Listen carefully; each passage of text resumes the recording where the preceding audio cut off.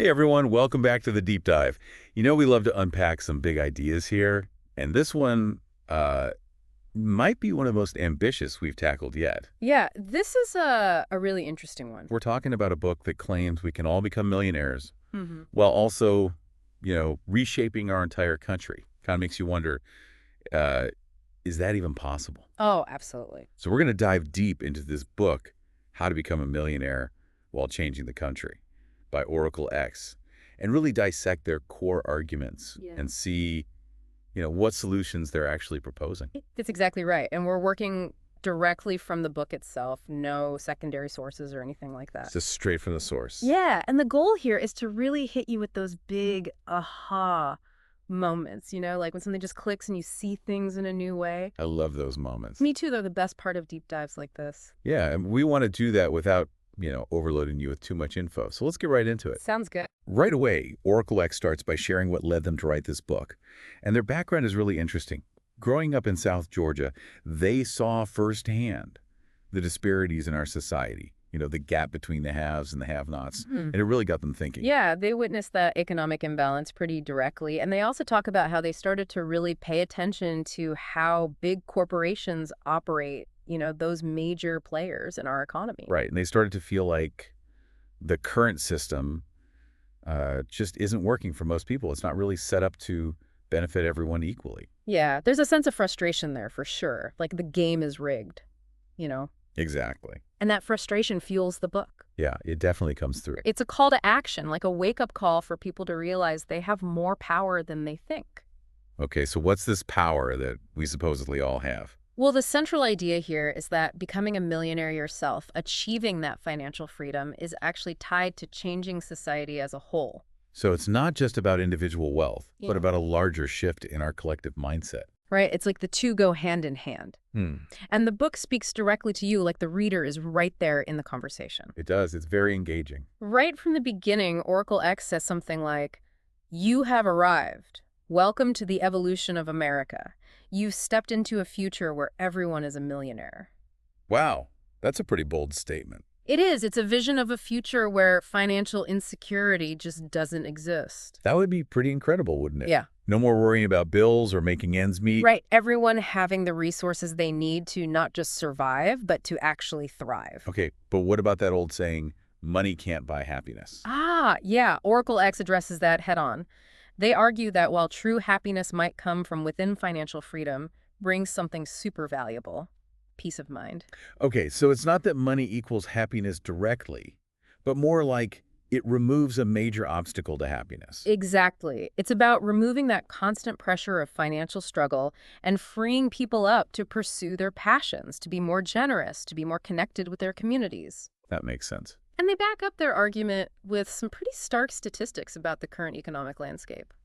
Yeah, those numbers are really eye-opening. Like in 2023, the wealth gap in the U.S. hit a record high, even with trillions of dollars flowing through the economy. Right, there's plenty of money out there, it's just not distributed very evenly. And they use a powerful example to illustrate this point. They talk about the combined wealth of Elon Musk, Jeff Bezos, and Mark Zuckerberg. Yeah, just those three individuals control a mind-blowing amount of wealth, over $400 billion. It's hard to even wrap your head around that figure. And Oracle X asks us to imagine these three, each donating $1 billion to every single state in the country, and they would still have hundreds of billions left over. It's crazy when you think about it like that. And that just highlights the extreme concentration of wealth in the hands of a few, while so many others are struggling. It does. And the broader picture is equally concerning. The top 10% of Americans own a whopping 66% of the nation's wealth, leaving just 34% for the other 90% of us to share. Those are some pretty sobering statistics. They are. And it also makes you wonder how sustainable this kind of imbalance really is in the long run. Right. Can a society function effectively when the wealth is so concentrated at the top? Exactly. And Oracle X directly challenges that common refrain, you don't count other people's money, and they're like, why not? Yeah. It's not about envy or resentment, but about recognizing the potential consequences of such extreme disparity. Right. It's about seeing the bigger picture and understanding how this affects all of us. Okay, so to really understand Oracle X's perspective, I think it's helpful to know a bit about their personal journey. Yeah, they share some really interesting insights from their own life. They were born in Miami in '87, Yeah. then moved to Korea because of their father's military service, and they also spent time in Germany. So, a pretty diverse upbringing right from the start. Yeah, and you can see how those early experiences of different cultures and economic systems probably shaped their worldview. Absolutely.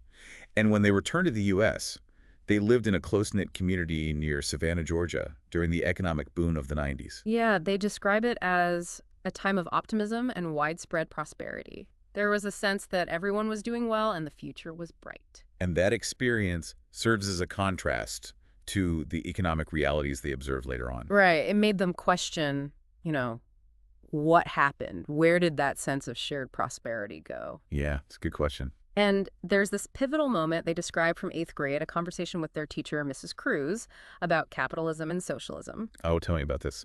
So Oracle X was like, what if businesses used some of their profits to help people? Like a middle ground between the two systems. And what did the teacher say?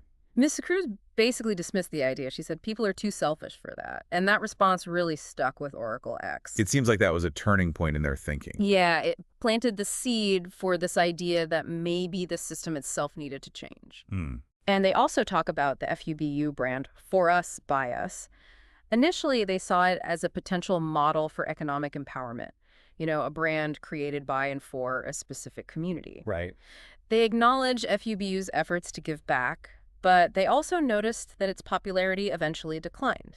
So even that seemingly positive model had its limitations. Yeah, and it led Oracle X to reflect on this idea of shared profits.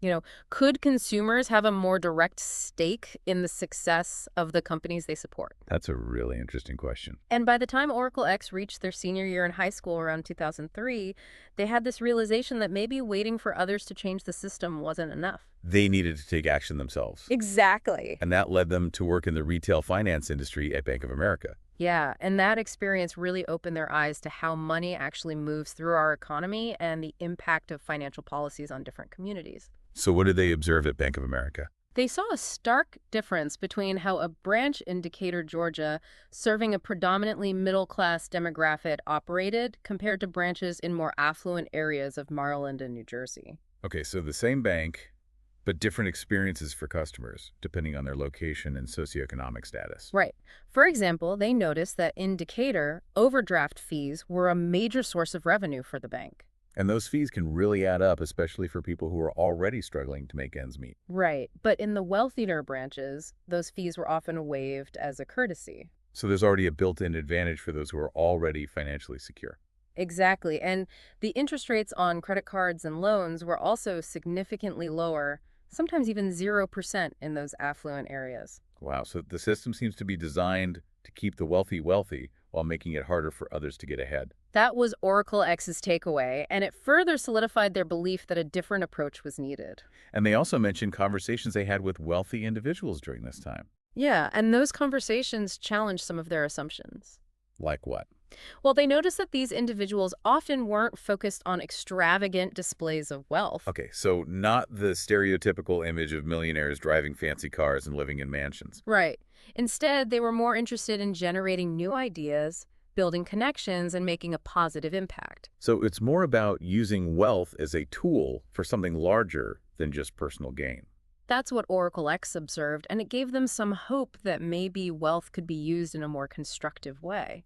That's interesting. But there's a major obstacle to all of this, a kind of underlying force that shapes our behavior and keeps the current system in place. And what's that?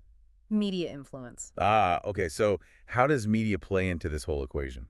Well, Oracle X had a kind of awakening during a media studies class where they realized just how powerful media is in shaping our thoughts, feelings, and values. We all know media has an influence, but I think we often underestimate just how deep that influence goes. It's subtle, but it's everywhere. Right, it's not just about what we consciously choose to consume, but also the constant barrage of messages and images that we're exposed to every day. And Oracle X argues that the media in its current form is essentially programming us. Programming us to do what? Assume to buy things we don't necessarily need to feel inadequate, so we'll keep buying more and more. Yeah, it's like that feeling of never being good enough, never having enough. Exactly. And that feeling drives consumption, which drives profits for corporations, which further concentrates wealth at the top. So it's a self-perpetuating cycle. Right. And the really mind-blowing part is that in this system, you, the consumer, are the actual currency. Meaning what exactly? Meaning your spending habits, what you choose to buy, is what fuels the stock market and ultimately determines who gets rich. Wow, I never thought of it that way. And this leads to this idea of gatekeepers that Oracle X talks about. Who are these gatekeepers? It's a relatively small number of families who own the vast majority of mainstream media outlets. So they control the narratives, the stories we hear, the information we're exposed to. Exactly. And Oracle X suggests that these gatekeepers also have significant influence over major corporations and even potentially politics. So it's a very powerful and interconnected system. Okay, so we're being programmed to consume, and those who control the programming are the ones benefiting the most. It's a bit disheartening to think about it like that. Yeah, it can feel that way, but Oracle X doesn't just leave us with a bleak diagnosis. They also offer a path forward. Okay, good, because I was starting to feel a little hopeless there. Right, but first, it's important to understand the philosophical underpinnings of their proposed solution. Okay. So Oracle X went through a period of existential questioning, really grappling with these big questions about life, meaning, purpose. Yeah, we've all been there. And during that time, they discovered the work of Neil Donald Walsh, author of Conversations with God. That's a very popular book. Yeah, and it had a profound impact on Oracle X's thinking, particularly the idea that we are all interconnected and inherently worthy simply by existing. So it's a more spiritual perspective, a belief in our fundamental goodness and value as human beings. Exactly, and that challenges more conditional views of worthiness, based on our achievements or possessions. Right. And Oracle X connects this spiritual perspective to scientific concepts, seeing what we might call God as a kind of universal energy field. So it's a blending of science and spirituality. Yeah, and from this viewpoint, the Earth provides enough for everyone. The experience of lack scarcity is not an inherent truth, but a construct created by our current systems. Okay, so it's not that there isn't enough to go around. It's that we've created systems that distribute resources unevenly. Precisely. And Oracle X believes that if we can tap into that universal energy, that sense of abundance and interconnectedness, then our collective purchasing power can literally create a different reality. It's a pretty radical idea, but they really make a compelling case. Yeah, they even draw upon the work of Dr. Joe Dispenza, who talks about the vibrational nature of the universe and the power of our thoughts and feelings to shape reality. That whole idea that thoughts become things. Right.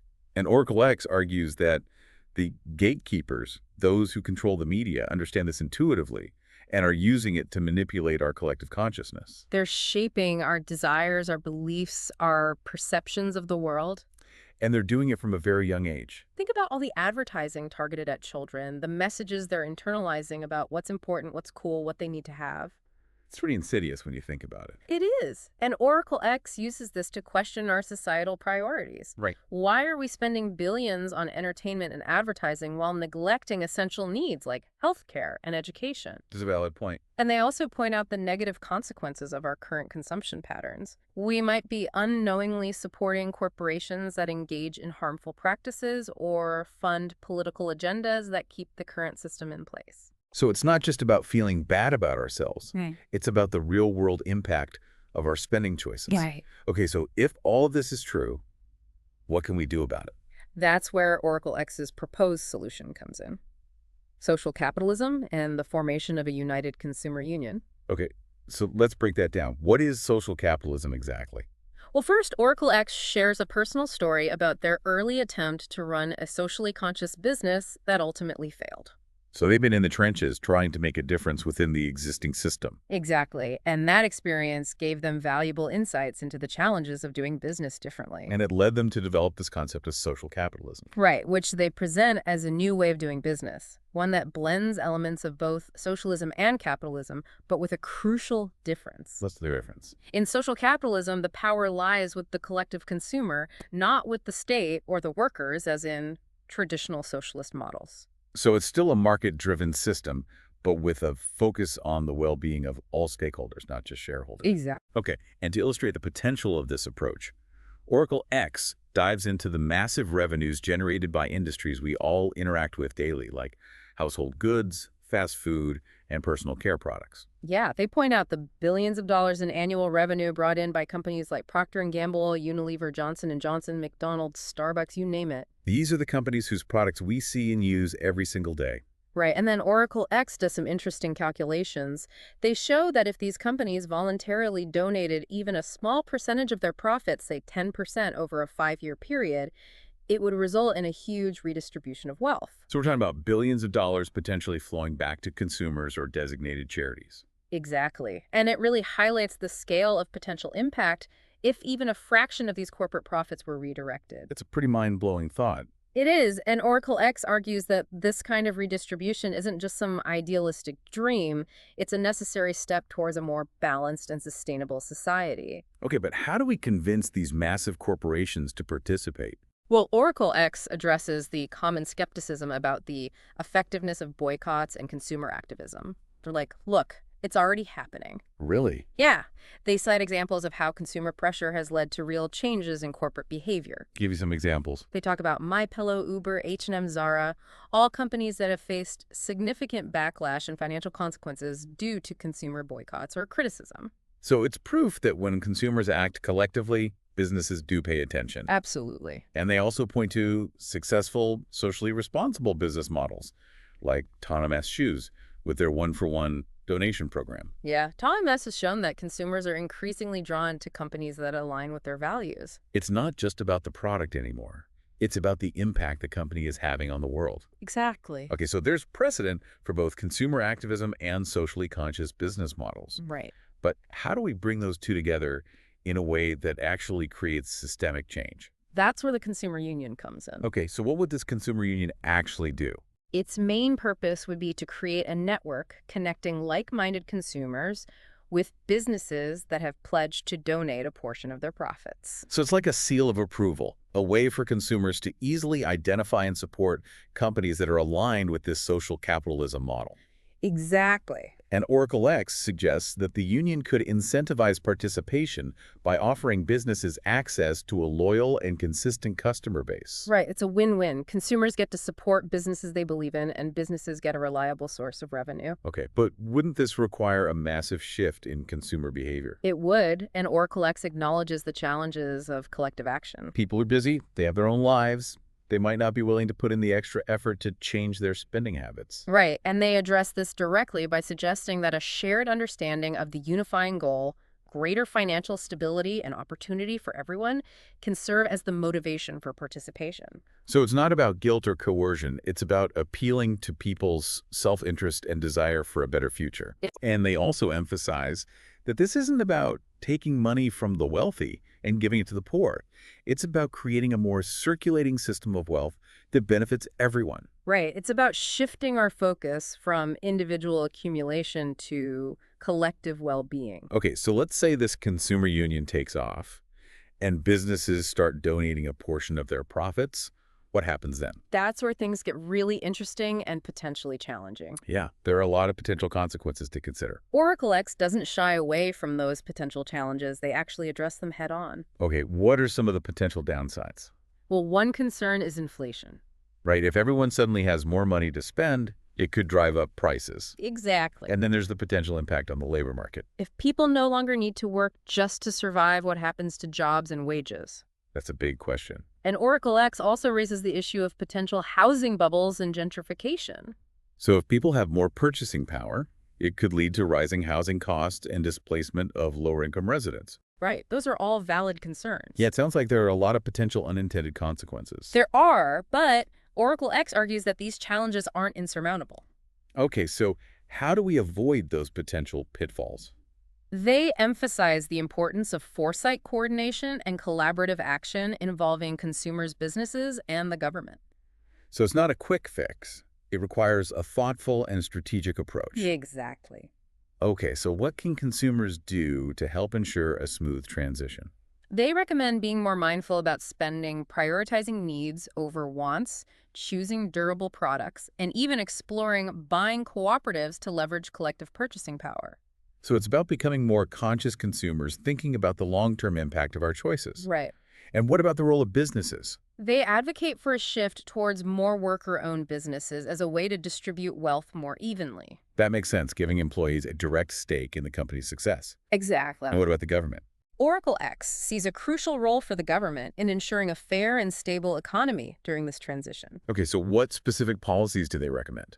They suggest progressive tax policies to address wealth inequality price controls on essential goods to prevent runaway inflation subsidies for critical sectors, investments in affordable housing and zoning reforms, support for sustainable business practices, and stricter regulation of monopolies. So this pretty comprehensive set of policy recommendations. It is, and it highlights the need for government intervention to create a more equitable playing field. Okay, so we've talked a lot about Oracle X's ideas, but I'm curious to know more about them personally. Yeah, they do share some personal details in the book, which I think helps to humanize their message. Like what? Well, they reveal that they're currently a public school teacher, which is kind of unexpected given the subject matter of the book. It is. You don't typically think of millionaires as public school teachers. Right, and they make it clear that they aren't a millionaire themselves. So they're not speaking from a place of privilege or trying to sell us something they haven't experienced firsthand. No, their motivation for writing the book stems from a desire for a better future, for their own children and for all of us. So it's a very personal and heartfelt message. It is, and it really comes through in the writing. Okay, so after diving deep into this book, what are your final thoughts? Well, it's definitely a thought-provoking and challenging read. It forces you to question your assumptions about wealth and how our economic system actually works. Yeah, it's not a light read. It really makes you think. But ultimately, I think Oracle X's vision is one of hope and possibility. They believe that a more equitable and sustainable society is within reach if we're willing to change our thinking and take collective action. Yeah, it's about recognizing the power we have as consumers and citizens to shape the world we want to live in. Exactly. So to wrap up this deep dive, I think the core message of how to become a millionaire while changing the country is that we don't have to choose between individual financial well-being and societal transformation. Right, the two can go hand in hand. We have the power to create a system that benefits everyone. And it starts with each of us making conscious choices about how we spend our money, how we engage with the world, and how we envision our collective future. It's a powerful message, and it leaves us with a lot to think about. It does. So as you go about your day, think about your role in the system, think about the impact of your choices, and think about what a world where everyone has financial freedom could actually look like. It's a pretty exciting thought, isn't it? It is. It's a world worth striving for. Thanks for joining us on The Deep Dive. We'll see you next time. See